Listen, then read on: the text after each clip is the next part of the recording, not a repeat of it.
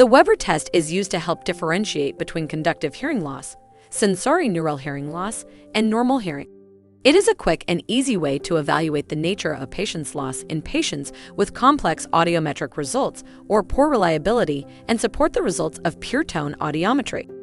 The Weber test utilizes sound lateralization to establish 1. If an individual has normal hearing or if hearing loss is symmetrical between the ears. 2. If an individual has a unilateral loss, if the loss is conductive or sensorineural in nature.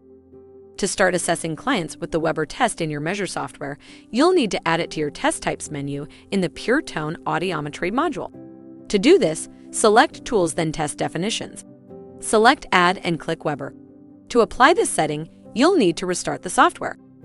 To begin a Weber test using your Measure software, select the Pure Tone Audiometry module followed by Pure Tone Measurement. In your Test Types drop-down menu, select Weber. You can then set your intensity level, which should be 10 dB above the worst bone conduction threshold at the desired frequency. Click the Stimulus button to present the tone to your patient.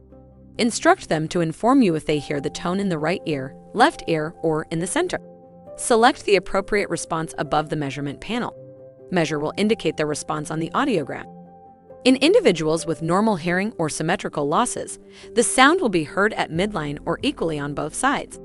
In individuals with unilateral sensorineural losses, the sound will be heard on the side of the better ear. In individuals with unilateral conductive losses, the sound will be heard on the side of the poorer ear. This is due to the occlusion effect. Normally, sound dissipates out of the ear canal, but when an occlusion is present, like a conductive pathology, this dissipation does not occur and thus sound is louder.